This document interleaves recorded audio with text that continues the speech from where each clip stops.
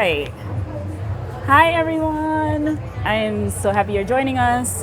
We are here live at El Colmado del Futuro for our final live presentation. It's our final weekend here. We've had an amazing run. We've been here since June 5th, and it's just been incredible. My birthday. Yeah. Even more significant. And I'm here today with Héctor Tapia Aguilar, and Héctor is a amazing cinematographer, just a visual artist in general. And Héctor just is putting the finishing touches on his very first literary project. It's called Nítido. It's absolutely gorgeous.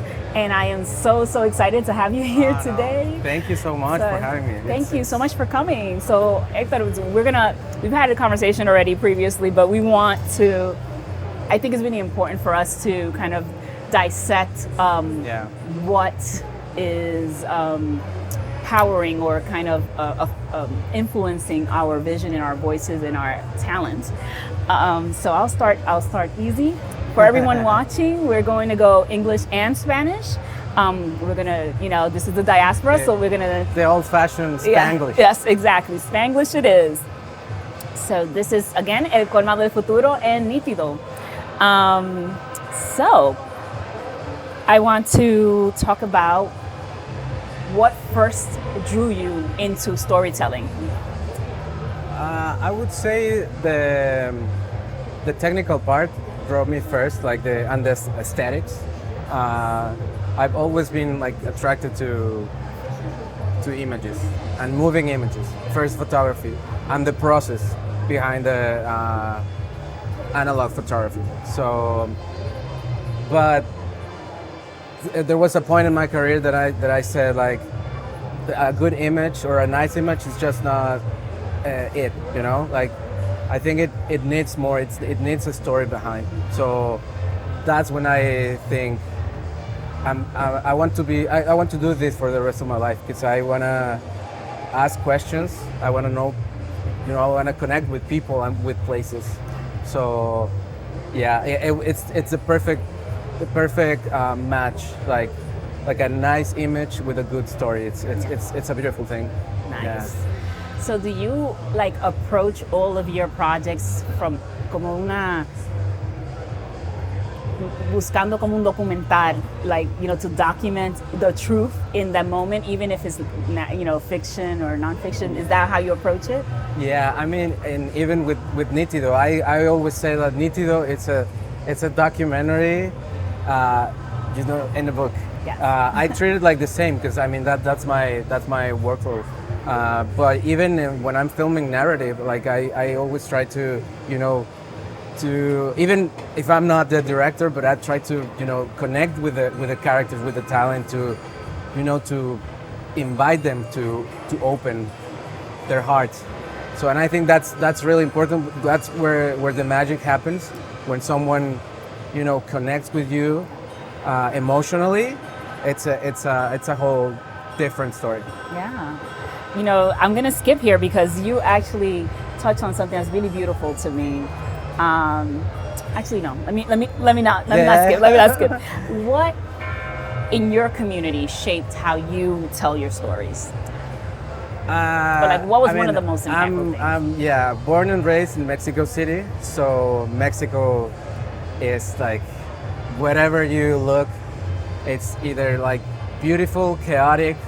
There's 1,000, a million stories. So I think Mexico gave me the eye. Yeah. It's so vast, and I think Philly refined my ear. I started listening more here.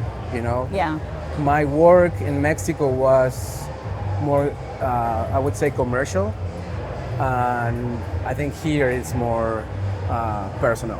Yeah. And more about community stories. So definitely I'm the mix. My stories are the mix of those two cities, Yeah. I'm thinking about, as you're talking about that and how Philadelphia kind of trained your ear to listen, I'm thinking about whether it's because you are now using everything that you know from home to become a new person here, and what do you keep and what do you change to kind of be in this space? Like, so, por ejemplo, tu práctica artística cambió cuando llegaste aquí a Filadelfia. Entonces, what, it was for the better or for my the, God. like, what do you think you gained, and did you lose anything? Definitely for the better, because here I wouldn't say just in Philly, but here in the U.S. it's the way things work. It's a little bit or a much different than Mexico. Yeah. It's a whole different system. So I realized that I needed to specialize here. Yeah. I cannot be like wearing multiple hats like in Mexico. I did that work in Mexico. Here it wasn't working for me. So it gave me a structure. So Philly gave me a structure, give me the resources to be present when filming, to be able to listen to the stories, to the characters,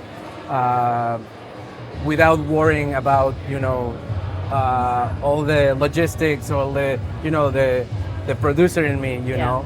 So I was worried about what I was filming and what I was listening, So that's so much better, because it's such a heavy way to wear multiple hats. So I think Philly gave me US gave me the freedom to create and to focus on the creative side. Yeah. Beautiful.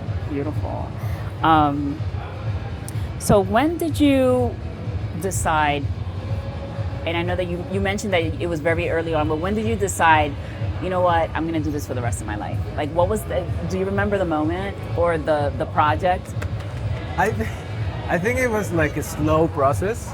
It wasn't like, like a wake-up call. I think it probably was like many wake-up calls, because when I tried to quit. I'm not gonna lie. I tried to quit. I tried like to quit. a handful of times, and then I said, and it was for the wrong reasons. Like Right. I was like, why do you want to quit? Like, it was maybe because of some annoying clients. It was because of lack of resources, because how the industry work in Mexico, like all the wrong reasons to quit. And then I found out that there were more good reasons to stay, Right. and those were like obviously the characters, the people. I think the people and the community, even if it's just for a day or for a month, you create like an amazing community when filming. So I think that made me stay. Yeah. It is the people. I agree. It is the people. And similar to you, I'm a first generation Dominican American, and so I was born and raised in the Bronx, New York. But I came here as a young adult to Philadelphia, and I found my people here. I found my community, and I found my creative voice here. And so I think that as I've grown, I feel like I owe it to this community to use my ability to really preserve what it is to be from here, but also to impact, the people that are here in a positive way. So I totally get it. Let me say, this is amazing. It's beautiful. What you created. Thank you so much. Yeah. It's very special to me. We'll talk about the special places that stay with us, and this is one of them for me. I wanted to ask you, so you are primarily a cinematographer, although you're an artist that wears many, many hats, and this is your first literary project. Yes. Why did you choose this medium for this project? I would say the medium chose me. Yeah. Because it was. I'm not gonna lie. I needed something like something really that I can be able to do it by myself. Mm-hmm. I wanted to try it, to put myself in there. and then just me. I didn't want to, to have other people influencing me, in my work. And then I said, I think this is possible. I wanted to make something different. Yeah. But obviously, with my knowledge, with my experience, and I wanted to, to explore different approaches to my craft, And I was so scared at the beginning because, it's the unknown, the fear of the unknown. So, but I'm really, really proud of the result. Yeah. It's beautiful. And I'm really interested in the process too. It took me a while because I'm not used to super long-term, projects. So this is obviously a book is a long-term, but I've been working on it like for almost a year, Right. a little bit more than a year now. So I can get lost sometimes, in the middle. So yeah, but it was about exploration and about to maybe prove myself, that I don't know, or just discover, not prove myself, just discover by myself, like things that I wouldn't be able to do it with a crew. Right. You know what I mean? Right. Yeah. Yeah, there's something really beautiful about having so much, not necessarily control, but the pace is at your pace. There's something really beautiful about that because you take time developing it how you want. Yeah. Yeah. So you're Mexican. Yet your first project, your first literary project is a Philadelphia Dominican community. Yeah. So why this community and how did that come about? I ask myself that question many times. But to be honest, I think the Dominican community is I wouldn't say, is the one that welcomed me, and it was like so organically that I have friends, I have Dominican friends here. Even I go to a Dominican barbershop and I made friends there. One of my biggest friends here in Philly is Elio. He's another character in the book. He's a film director. We've been working together and we're friends now. So, and I've been to the island a couple of times and I was in love, like with the people and the place. It was a magical experience. Yeah. So it just clicked. Yeah. Like I really want to go back to Dominican Republic, and this was like a little bit of that, Yeah. through the community. Yes. Yeah. So let's talk about your title, Nítido.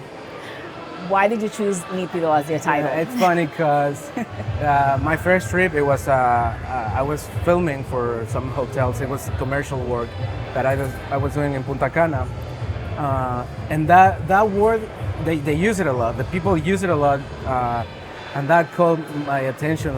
So I was asking, why? ¿Por qué dicen tanto? Why are you guys saying nítido many times? It's like nítido is everywhere. Nítido is such a good thing. It's such a nice perfect, thing. yeah. It's perfect, Yeah. And I loved it. Yeah. I loved it, and then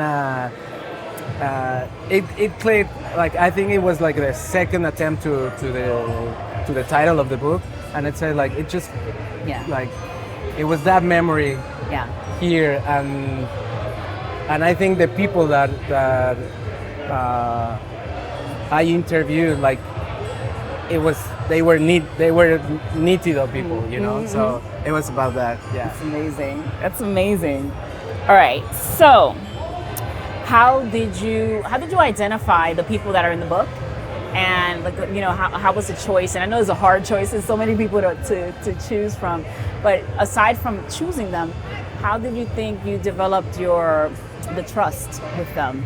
Yeah, I think I'm gonna say that again. Like I'm not sure I chose them.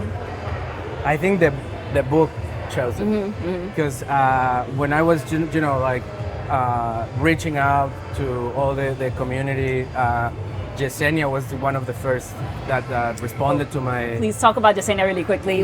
What's Yesenia's full name? Yesenia de Moya Correa. Yes. She's really, really. Hi, Yesenia. She's amazing. She's amazing journalist. You're gonna know her more in the book. Her story is amazing. So she was one of the first that replied to my email, to my calls. She was, I don't know, like I wasn't like I was really surprised that she was so interested. Like to me, when I saw who she was, like I was oh my god, like why is this woman like so talented? Is so interested in my project? She was so supportive. And then little by little, she was the bridge to the other characters. So that's why I say that the book found it. It wasn't really like I was casting or whatever. Right, no, right. It was just the stories, the places, the people. Organically, just word of mouth. It's like it is. Like sometimes that's how you tell the stories. Yeah, beautiful. Let's see, what else do I want to know? So for me, I'll just piggyback off of your what you've been talking about. So for me, with El Colmado, very similarly, a lot of it happened organically. I also been working on this over a year and a half. Okay. And this actually is not only an extended reality piece. My DP and I, Alexander Estridge and I, went to Dominican Republic earlier this year to capture footage there so that we can accurately depict a space in the Dominican Republic that is the Colmado. So the Colmado to others is like a, what do you call it? like a rum corner store in Barbados, or a mercado in Puerto Rico, in Santo Domingo they call it Colmado. So there's all these like neighborhood store titles. In Mexico we have like the La Tiendita de la Esquina. Exactly. It's like Exactly. And these spaces are where people get their food and their nutrients, that they don't have to go into a larger city. It's in the community, so they don't have to depend on transportation. But also, especially in the Dominican Republic, there is this is a space where people kind of gather to get information, to catch up, to release, and it's a trusted source of to get everything that you need. So I wanted to capture this specifically because as things become more digital and people are ordering online and going to go and becoming more tech savvy, even in the rural areas, what's going to happen to these stores and these community spaces? And I want to show people that that we can imagine a future where our culture still exists. It's still valid. Even in spite of technological advancement. And how do we kind of preserve that? What's important? And so my question to you is, in the stories that you have covered in Nítido, what do you find that people hold on to or want to tell when you ask them, like, tell me about your culture, tell me about a moment growing up? Like, what do you find a common thing that people hold on to that they want to talk about? And I think I was like really interested in the details and the beginnings and everyone's story, like but the details were what drew me like more attention, and I think a common thing is like the resilience, the discovery, the shift from being in a magical place like the island and coming to the United States, that it's all pretty much buildings and concrete. So I think that contrast of the nostalgia of the island, of missing the island, but it was so interesting to me. Like they were like thriving here too. Yeah, yeah. You know, so it was like like I don't know how to explain, but it was like a really interesting angle of the story. You know, like To love a place. Yeah, and to have to have both both visions. Yes, yes. I think you're right about that. In about like missing. So for me, I've visited the island all my life. You know, I used to spend the summers there with my brother, and I grew up going back and forth between the island and the Bronx. But there's almost like a romanticism of going back for me, even though it's not really back because I've never really lived there. But there is this really beautiful kind of feeling that you get when you feel like you're returning somewhere that you are from. You're returning home. It's a feeling. It's not like it's not reality. It could be anywhere. But returning it's a feeling. Even I can say that I here in Philly, I feel like home. Yes. Like I would never expect that to say. Yeah. But I mean, and when I go to Mexico, Mexico is my home. So I belong to two places. Exactly. Now, so exactly. That happened to me. It's not.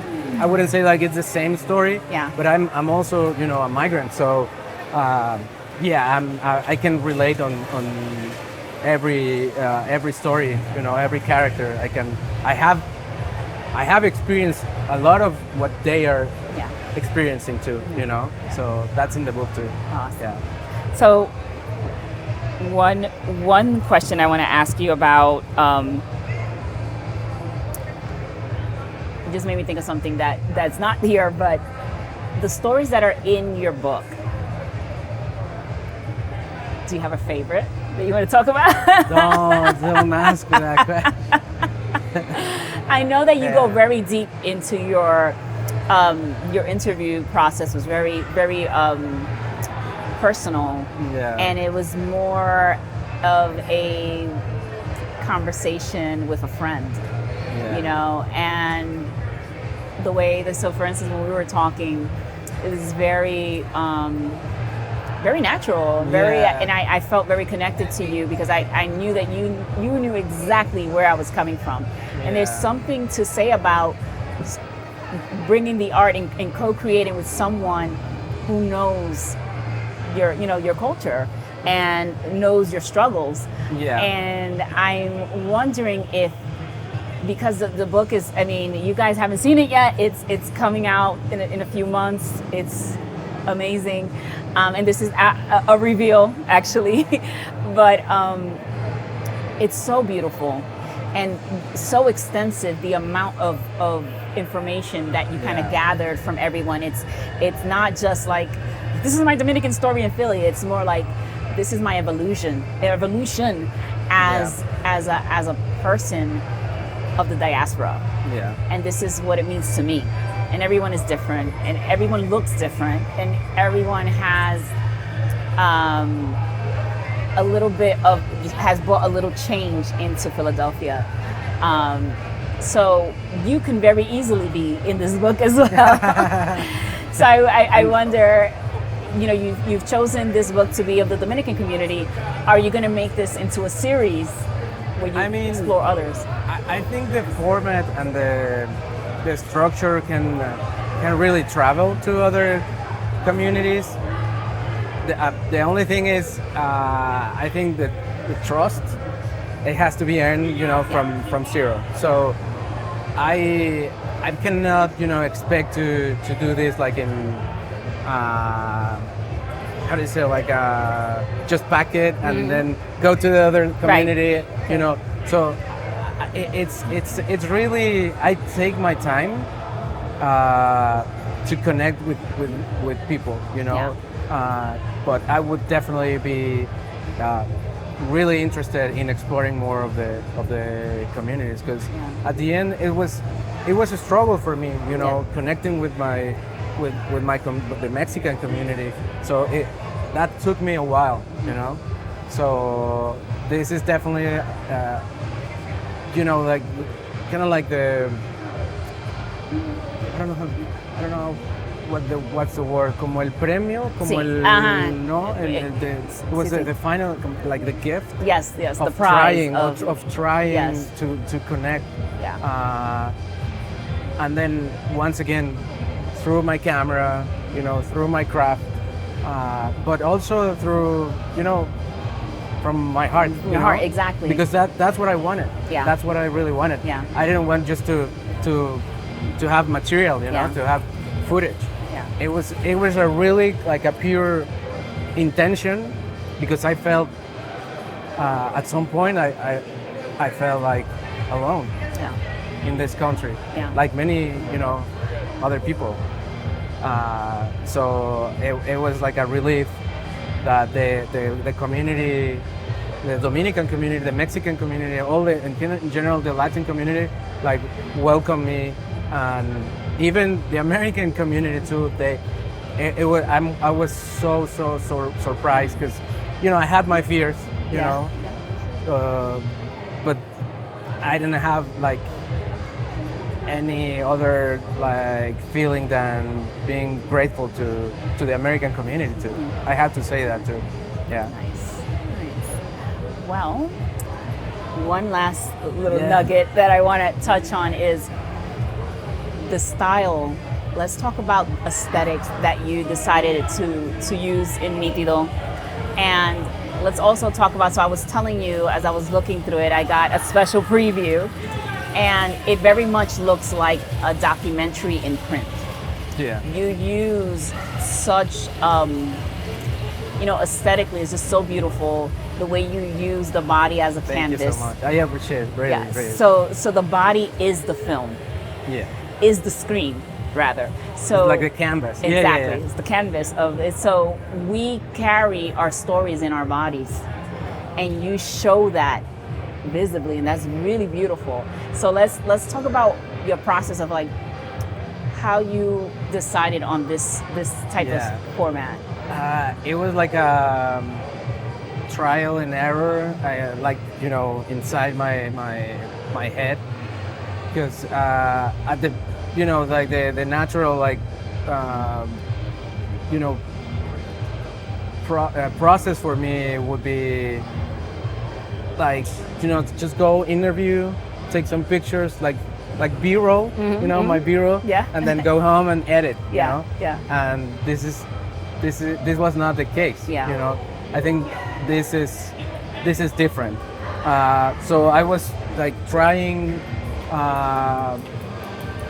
to came up with something that, as you said, like the story is in the character, but the character is not moving. You're not editing. You're not distracting people. Right. So it's just a still, So I don't know. Like I just saw like I always was attracted to play with projections. There's a commercial from one of my favorite directors, Mexican directors, with Martin Scorsese. So I saw they played a lot with projections, and that's a reference from years ago. Like I Right. saw that, and to this day it sticks in my mind. And I always wanted to do that, and I said like, why not? Like, because at some point I was like, I have to go to the island. I have to go to LA, and then I said like, it's not about going to the island. It's not about the island. It's the people from the island living here. Yeah. So it's Philly. It's how Philly or US transformed them. So they are from both places Yeah. now. So it's the memories from the island living here on them. Yeah. Yeah. So that was like yeah.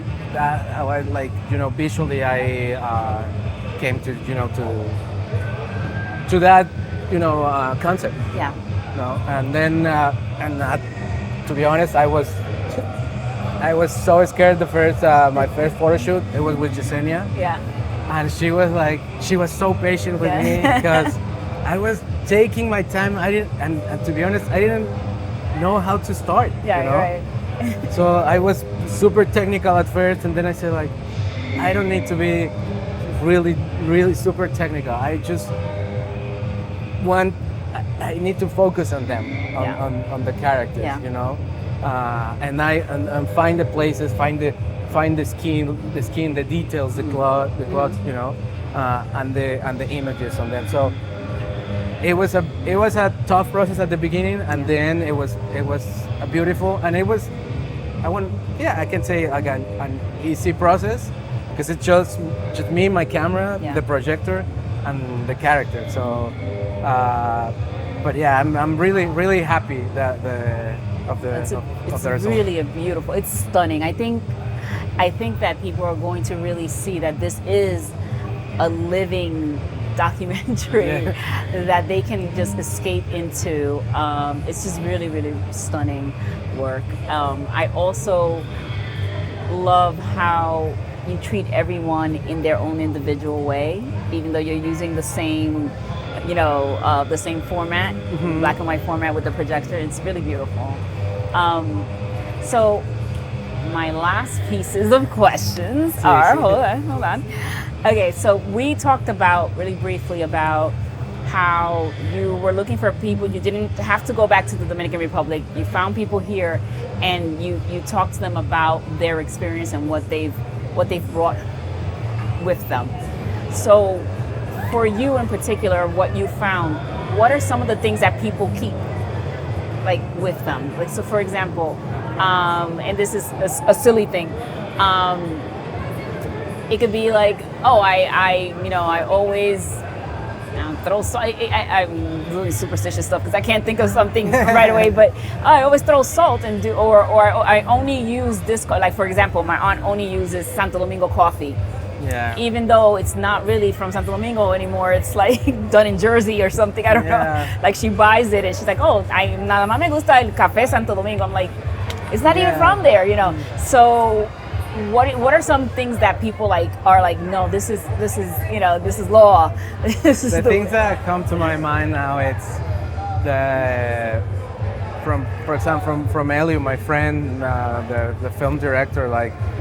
It just it's taken with me that story that her mom had to tenía que racionar la comida para toda la semana. Sí. No, the chicken, the beans. So, but she did it with so much love that they didn't notice that it was just like this and that, So, I think that's not just the Dominican way, the Latin way of surviving. Yeah. And making it nice to as a parent to your kids. That was a beautiful story of resilience too, of their moms carrying a family. Yeah. Other story that for example from Che Guerrero, he was so surprised when he first dipped his toes into the New York water. It's so dark, and then there's crystal clear water. It's a paradise. So he was like, it's not like the island. It's not like home. What is this? So that shock, it translates to the migration phenomenon. It's the same shock. We come from crystal clear water to dark water, but we need to figure it out how to survive here in this dark water space, right? So I think are those stories, those kind of details that really stuck with me. Some example. I have a lot, but but they're in the book. I cannot wait. So the book in itself. So the book right now is in prototype, and you're about to go and finalize for printing. Correct? Yeah. Okay. Yeah. I mean, it's the proofread, and then I'm just doing the fine tuning. Yes. It's like the final cut. Yes. But I'm there. I'm Yes. pretty close. So It's gorgeous. Yeah. I'm so excited for you. I cannot wait for everyone to see it. Please tell us, do you have, I don't know, every time I'm asked what's my Instagram, I always forget. But do you remember your Instagram or your website? It's at hectortapia.film. You can find me there. And then I'm gonna obviously want to make something special for Nítido in my website. Yeah. I have a landing page. My website is tigre, like tiger, but in Spanish, .media / Nítido. You can see some of the, when I was pitching my project, and then, but I have to update that with the actual images and Well, this the actual is book. everyone who is listening today. Please follow Héctor. Follow the journey of Nítido. The book is almost out, and honestly, it is a gorgeous treat. I cannot wait to have it in my coffee table. It's really, Oh my really God. beautiful. It's really beautiful. Congratulations. That's amazing. That's really, really motivating to hear. And the book belongs to you guys. Yeah. I was just there to listen, to be present. It's not like I'm giving voice to anyone. Your voice is there. Your resilience is there. I was just a curious, Like a conduit guy. Your connector. Yes. Yeah. Beautiful. Thank you so much, Héctor. Thank you for having me. This is amazing. Thank you. I cannot wait to explore more of Yes. this with you. Yes. So it's an amazing art. Thank you. It's been fun. And hey, Nico, say hi. Say hi. Hey, this is Nico. this is the one. Pórtate bien ya. Bye, everyone. Thank you.